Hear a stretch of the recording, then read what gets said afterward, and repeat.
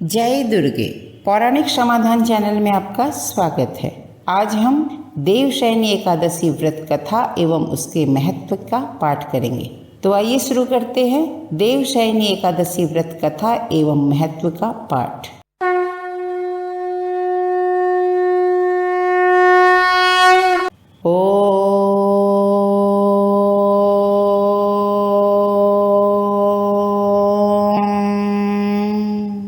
श्री गणेशाय नमः।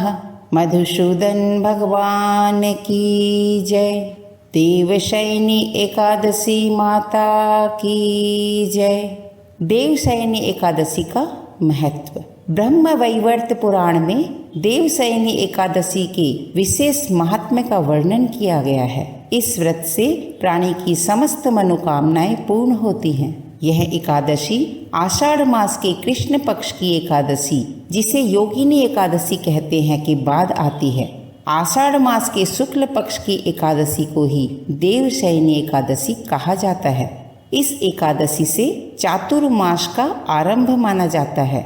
इस अवधि में कोई भी शुभ कार्य जैसे विवाह आदि नहीं किया जाता। मान्यता है कि इस दिन से भगवान श्री हरि विष्णु क्षीर सागर में शयन करते हैं और फिर 4 माह बाद उन्हें उठाया जाता है। जिस एकादशी में भगवान को उठाया जाता है उस दिन को देवोत्थानी एकादशी के नाम से जाना जाता है। इस बीच के अंतराल को ही चातुर्मास कहा जाता है। तो आइए शुरू करते हैं देवशयनी एकादशी व्रत कथा का पाठ।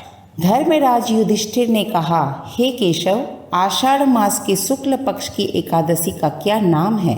इस व्रत के करने की क्या विधि है और किस देवता का पूजन किया जाता है? भगवान श्री कृष्ण कहने लगे कि हे युधिष्ठिर, इस एकादशी में भगवान विष्णु की पूजा होती है एवं जिस कथा को ब्रह्मा जी ने नारद जी से कहा था वही मैं तुमसे कहता हूँ, ध्यान पूर्वक सुनो। एक बार देवर्षि नारद जी ने ब्रह्मा जी से इस एकादशी के विषय में जानने की उत्सुकता प्रकट की। तब ब्रह्मा जी ने उन्हें बताया, सतयुग में मानधाता नामक एक चक्रवर्ती सम्राट राज्य करते थे। उनके राज्य में प्रजा बहुत सुखी थी, किंतु भविष्य में क्या हो जाए यह कोई नहीं जानता। अतः वे भी इस बात से अनभिज्ञ थे कि उनके राज्य में शीघ्र ही भयंकर अकाल पड़ने वाला है। उनके राज्य में पूरे 3 वर्ष तक वर्षा न होने के कारण भयंकर अकाल पड़ा। इस अकाल से चारों ओर त्राहि त्राहि मच गई। धर्म पक्ष के यज्ञ, हवन, पिंडदान, कथा, व्रत आदि में कमी हो गई।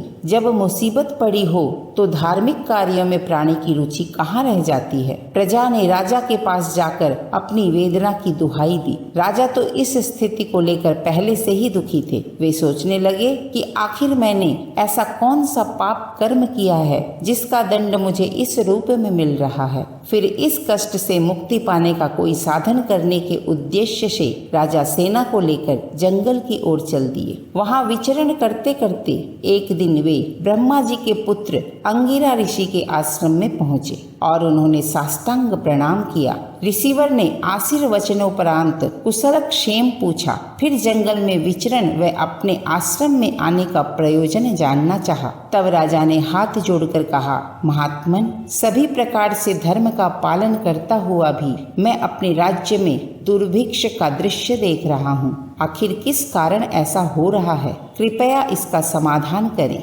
यह सुनकर महर्षि अंगिरा ने कहा, हे राजन, सब युगों से उत्तम यह सतयुग है। इसमें छोटे से पाप का भी बड़ा भयंकर दंड मिलता है। इसमें धर्म अपने चारों चरणों में व्याप्त रहता है। ब्राह्मण के अतिरिक्त किसी अन्य जाति को तप करने का अधिकार नहीं है, जबकि आपके राज्य में एक शूद्र तपस्या कर रहा है। यही कारण है कि आपके राज्य में वर्षा नहीं हो रही है। जब तक वह काल को प्राप्त नहीं होगा तब तक यह दुर्भिक्ष शांत नहीं होगा। दुर्भिक्ष की शांति उसे मारने से ही संभव है, किंतु राजा का हृदय एक निरपराध शूद्र तपस्वी को समन करने को तैयार नहीं हुआ।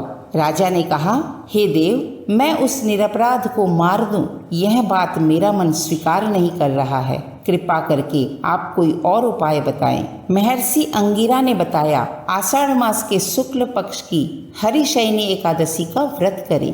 इस व्रत के प्रभाव से अवश्य ही वर्षा होगी। राजा अपने राज्य की राजधानी लौट आए और चारों वर्णों सहित देवशयनी एकादशी का विधि पूर्वक व्रत किया। व्रत के प्रभाव से उनके राज्य में मूसलाधार वर्षा हुई और पूरा राज्य धन धान्य से परिपूर्ण हो गया।